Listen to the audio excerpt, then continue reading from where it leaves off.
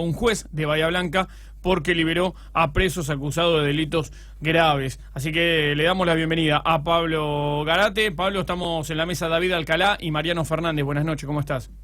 ¿Qué tal? ¿Cómo les va, chicos? ¿Todo bien? Bien, Pablo, gracias por atendernos y bueno, la noticia tiene ya repercusión nacional, tiene que ver con un jury de enjuiciamiento que has presentado.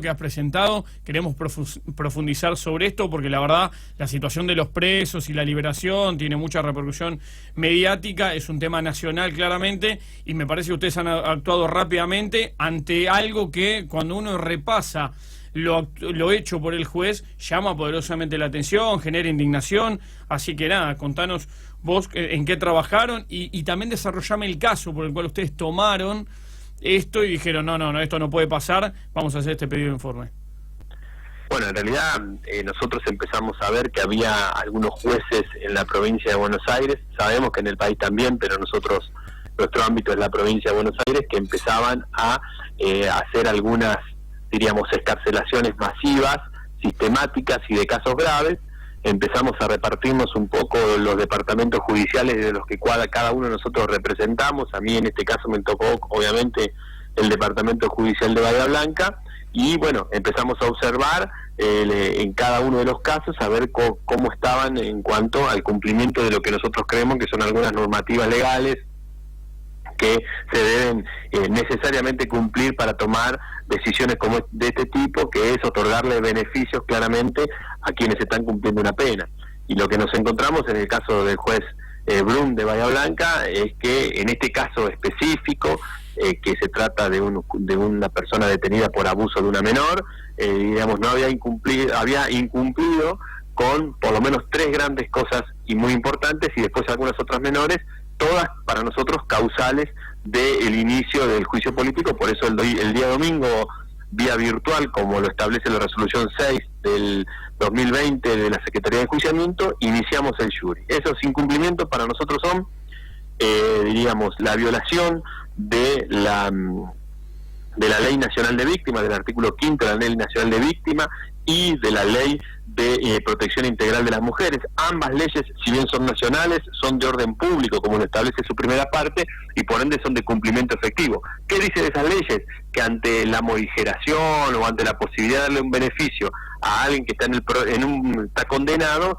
naturalmente se tiene que notificar y oír a la víctima antes de resolver cualquier situación que beneficie a quien está condenado. Y el tercer tema, en esto sí es del caso puntual, es que no se le dio intervención al asesor de incapaces, que en este caso tenía que haber intervenido porque la víctima presentaba un cierto retraso madurativo. Estas son como 3 cosas muy gruesas que lamentablemente el juez no hizo. Pero al margen de eso hay 2 cosas que, además de eso, son, para que la gente lo entienda, son más fáciles de entender, pero además son cosas muy básicas. Por ejemplo, la víctima, su familia y su representación legal se enteraron 22 días después de haber sido excarcelado, sin habérsele notificado, se enteraron por los medios, y cuando esto explotó mediáticamente, la secretaria del juzgado de ejecución penal lo llamó por teléfono para avisarle, pero 22 días después. O sea, la víctima estaba en su domicilio y el victimario estaba en su domicilio y la víctima y su familia no lo sabían todavía. Y después, por ejemplo, el apuro era tan grande que tenían que, por ejemplo, se omitió el informe interdisciplinario del servicio penitenciario, un requisito importantísimo para tomar una decisión como esta. Porque, ¿qué decía? ¿Tuvieron acceso a ese informe? No lo hicieron el informe. Directamente no lo hicieron. Directamente no lo hicieron. No lo hicieron. Pablo, David Alcalá te saluda y te hago una consulta.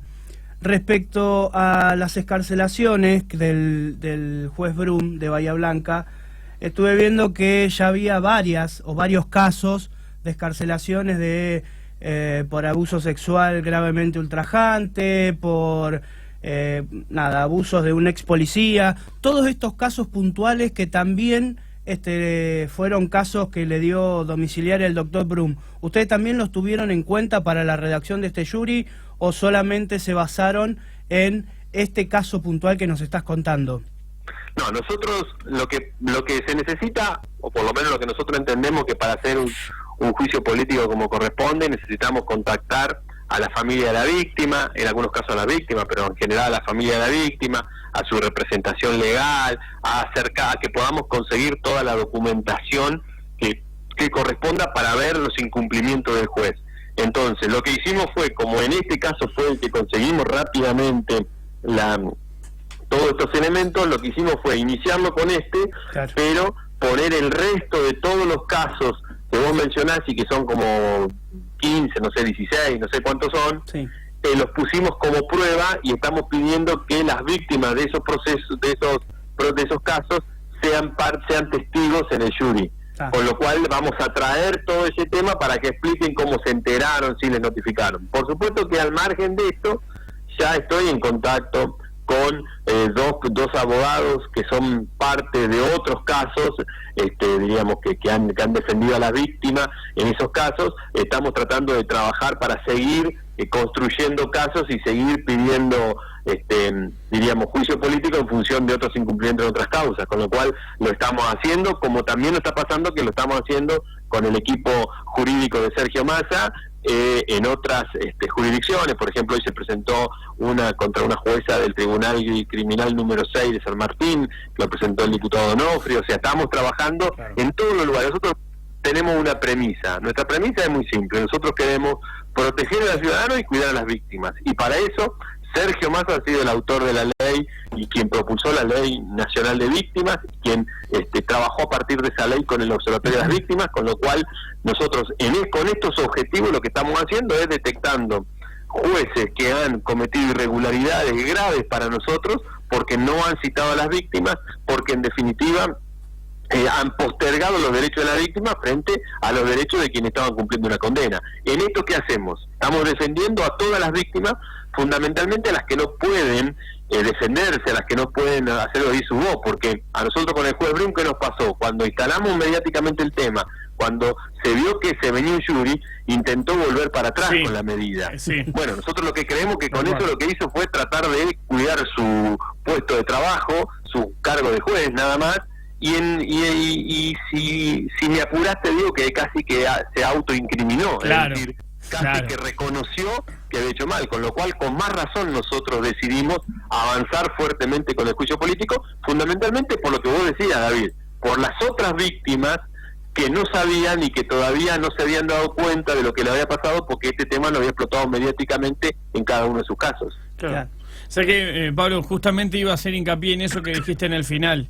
En un momento intentó ir para atrás, y eso lo termina, para mi manera de ver las cosas, lo termina de condenar, porque el tipo lo libera y después cuando pasa todo esto, trata de meterlo de vuelta y no sé cuáles serán los recovecos legales. Lo que pasa es que lo que hizo fue además una situación bastante improbable, de manera como prueba, digo, ¿no? Porque dice que alguien le tiró un piedrazo a la casa donde estaba el arresto domiciliario. Nosotros hemos visto un poco la casa y demás, lo que nos han dicho que esa parte no era una parte que estaba habitada, o sea, como que hasta prácticamente le echó responsabilidad a los vecinos del domicilio, del arresto domiciliario, como diciendo que iban a hacer un scratch o alguna cosa a quien estaba ahí, diríamos, cumpliendo su arresto domiciliario. Entonces, además, prácticamente embarró más la situación. Entonces, a nosotros nos parece que además la actitud es de solamente decir, bueno, con esto trato de salvarme como juez, y bueno, y zafo y vemos qué pasa. Pero también hay que pensar, como decía anteriormente, que hay otras víctimas que no han podido hacer ver sus casos, que no se han podido hacer oír, y bueno, nosotros por esas víctimas, por esos casos es que nosotros insistimos y avanzamos y presentamos el juicio político, en un hecho inédito también para la provincia de Buenos Aires, porque fue el primer juicio político presentado de manera virtual en la Secretaría de Enjuiciamiento, así que también desde ese punto de vista es un nuevo mecanismo que la Secretaría de Enjuiciamiento ha puesto en funciones a partir de esta situación de pandemia. Pablo, cambiándote un poquito de tema, y vos lo decías recién, el tema virtual. ¿Cómo es la realidad de la legislatura desde este lugar hoy, desde el lugar de toda la era digital, digo, el trabajo legislativo, cómo lo están desarrollando? Bueno, a ver, el trabajo legislativo, diríamos, o por lo menos el trabajo de los legisladores, es de diferentes ángulos, es decir, el específicamente legislativo lo podemos hacer presentando los proyectos a través de la vía electrónica, como se hacía también de alguna manera al margen de papel habitualmente. Eso lo seguimos haciendo de esa manera, recibimos notificaciones. Ahora teóricamente la semana que viene va a haber una sesión donde va a ser virtual y vamos a recibir todo lo que sea desde las citaciones, el temario, todo eso lo vamos a recibir virtualmente. La verdad que si me preguntan a mí, chicos, a mí me gustaría que quienes tenemos responsabilidades públicas seamos declarados servicio esencial y cumplamos nuestra tarea como corresponde, presencialmente en todo. Es una posición personal y particular. Ahora, los diputados tenemos también responsabilidades que van más allá de ir a la Cámara y de ir a las sesiones.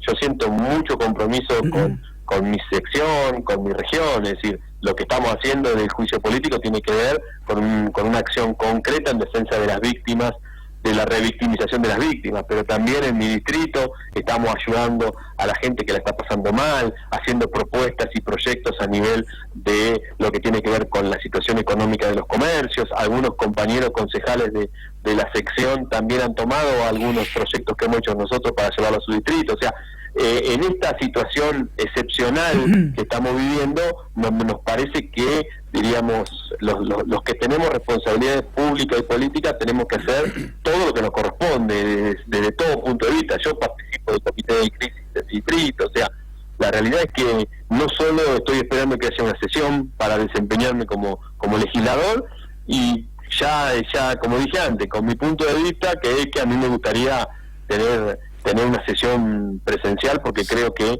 cuando ves a los compañeros de la salud que están trabajando, a los de seguridad que están trabajando, a mí me parece que la política también tendría que tener este gesto. Hacia ahí iba a apuntar, digo, vos recién lo decías, integrás el comité de crisis de tu distrito, sé que tenés un trabajo seccional político-social muy importante, digo, ¿cómo se está viviendo esta situación económica?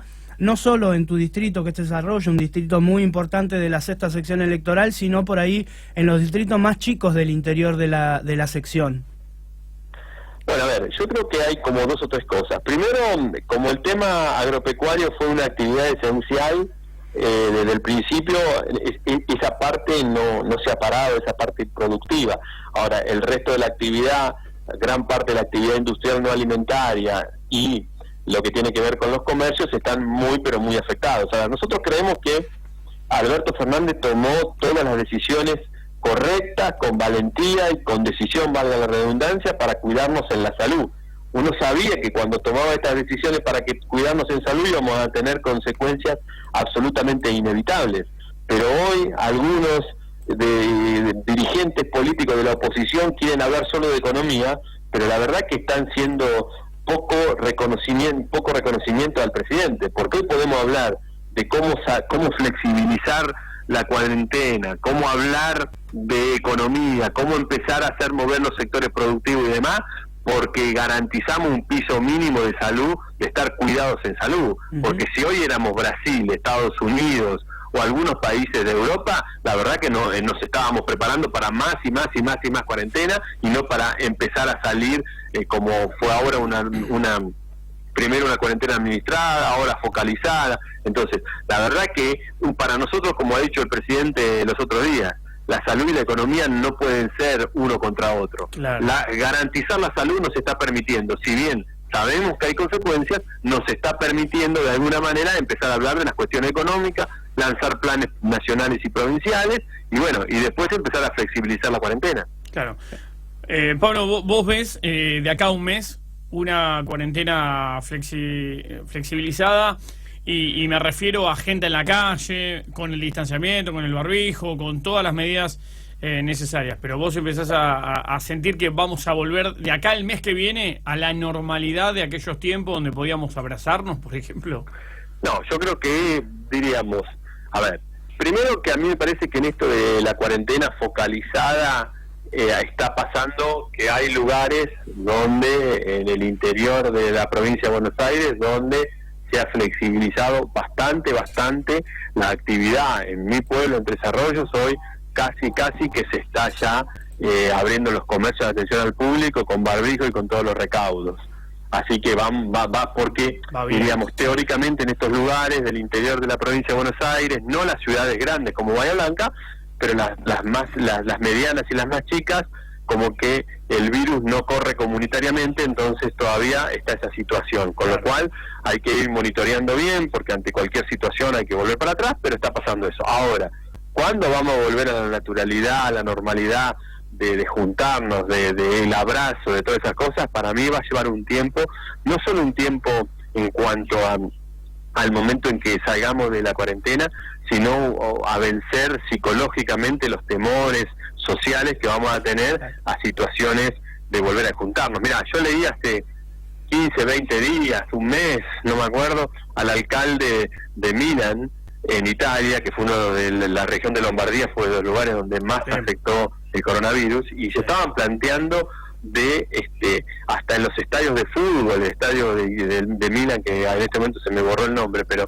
Giuseppe Meazza o San Siro, dependiendo de quién juega. Exactamente, ya estaban pensando en cómo cambiar desde la forma de ingreso hasta la forma de sentarse en el estadio para el futuro, porque se piensa que va a tener que mantenerse ciertas cosas de distanciamiento, porque por ahí el coronavirus llegó con una virulencia muy grande en este momento, pero va a seguir estando entre nosotros a futuro de otra manera, porque se van a conseguir cuestiones inmunológicas, vacunas y demás, pero como que las costumbres en algún sentido van a tener que cambiar y vamos a tener que acostumbrarnos a esas cosas. Por eso la política también va a tener que resolver cómo se ubica en esta nueva forma de comunicación que va a tener que tener.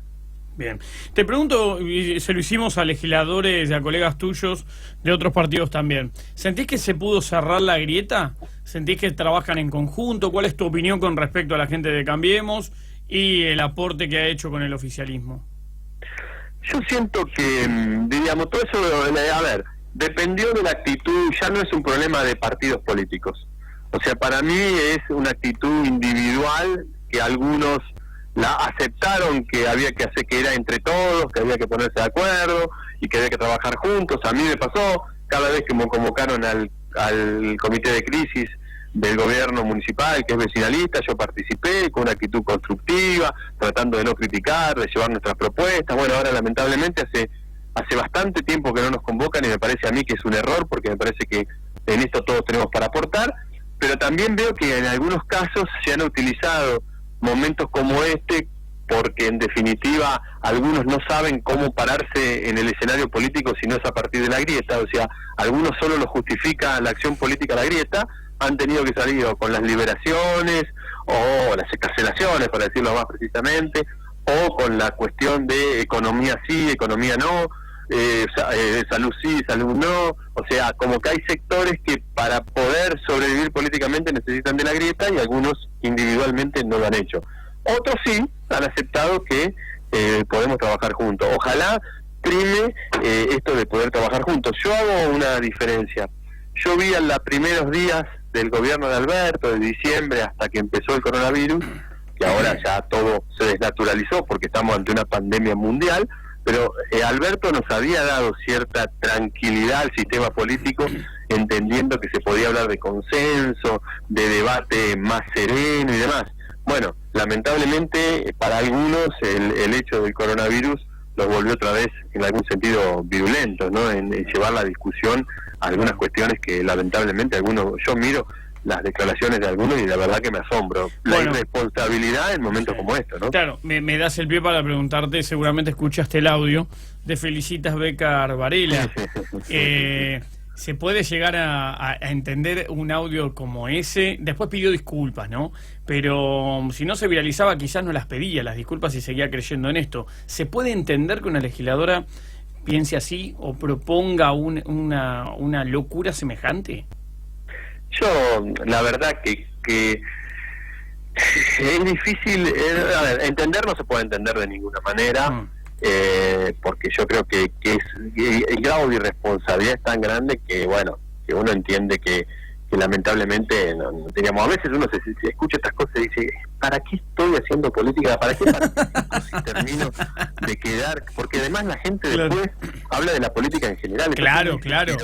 Entras en la bolsa, ¿no? Me da vergüenza ajena, porque la verdad que me da vergüenza ajena en ver estas cosas. Mira que yo yo he planteado, yo siempre he tenido, hace unos días planteé y lo sostengo de que la política tiene que hacer un esfuerzo también como están haciendo otros sectores y ayudar económicamente y ceder económicamente, y eso a algunos compañeros por ahí no les gusta. Podemos tener diferencias, podemos tener miradas independientes, podemos ver algunas cosas. A mí me hubiera gustado que la política sea un servicio esencial, o sea, podemos plantearnos algunas cosas diferenciales. Ahora, lo que no podemos plantear en medio de un problema en el que la sociedad está atemorizada, plantear semejante locura, porque nos plantea un escenario de confundir más a la gente, pero no con la política, sino confundirla en un momento en el cual social, económica, sanitaria y mentalmente la sociedad no está bien, ¿no? Sí, para mí sí, también es preocupante. Es verdad que la gente en líneas generales puede meter a todos los políticos en la misma bolsa y cree que todos piensan lo mismo, tienen teorías conspirativas como esas, ¿no? Y eso ensucia la política claramente. A mí lo que me hace un poco de ruido, Pablo, es que esta persona después tome decisiones tan importantes como en el Senado, por ejemplo.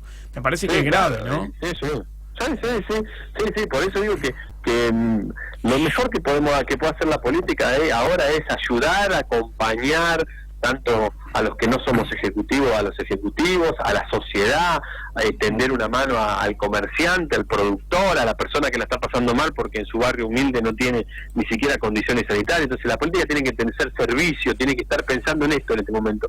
Ya va a haber el momento donde podamos volver a discutir las diferencias, a querer ganar el voto de la gente, pero eso es un momento futuro. Ahora es momento de pensar serenamente estas cosas y vuelvo a insistir, y ayudar. Para mí es un momento para ayudar. Nosotros, mira, a mí me pasó algo muy interesante a nivel de Tres Arroyos. Unos 10, 15 días antes de que comenzara todo esto, yo hice una nota donde detallé un montón de problemas que tiene el sistema de salud de Tres Arroyos. Un montón de problemas que nosotros vemos. Y la verdad que cuando empezó la pandemia, lo primero que hicimos fue tratar de ayudar. Y cuando alguien me pregunta qué me parece la salud, yo le digo, miren, mis críticas no las dejo de tener. Lo que siento que ahora no es momento de decirlas, ahora es momento de ayudar. Claro. Porque si hay un vecino de desarrollo que tuvo coronavirus, yo quiero que se recupere, que se cure, que esté bien. Y entonces quiero que el hospital y el sistema de salud funcione, y cada vez que se dona algo me parece magnífico. O sea, la verdad que vamos a volver a hablar de las diferencias cuando todo esto, cuando salgamos como país, como provincia y como región y como distrito cada uno de nosotros. Bueno, ahí será el momento otra vez de discutir qué queremos en la salud de cada uno de nosotros, en la educación, en la seguridad, etcétera. Ahora, en este momento me parece que hay que contribuir a tener un clima de colaboración. Seguro. Pablo, gracias por el tiempo, la verdad que ha sido enriquecedora la charla y ojalá que prospere este pedido que han hecho, porque la verdad que es indignante la causa, uno empieza a leer un poco más y a veces son esos casos donde querés dejar de leer, que te tenés que informar, pero la verdad que si pudieras te tenés que aislar y prefiero agarrar el teléfono y jugar al Candy Crush, pero lamentablemente no se puede. Y la verdad que han hecho un trabajo más que interesante, ojalá que se llegue hasta las últimas consecuencias y que este juez, por haber obrado de esta manera, tenga la pena que merece, porque además reconoció en el camino que se había equivocado y lo quiso corregir. Así que claramente ustedes tenían razón y eso es muy valedero. Gracias por el contacto y estaremos seguramente molestándote en los próximos días para saber cómo se desarrolla todo. Bueno, muchas gracias a ustedes, así que por el tiempo, así que bueno, a disposición para lo que necesiten. Muchas gracias, Pablo. Un abrazo. Bueno, un abrazo, un abrazo. Chau. Escuchamos a Pablo Garate, diputado provincial, clarísimo lo que dijo en todos los temas que tocó, ¿no? Hace unos años yo laburé con Pablo. Laburé, bueno, todo.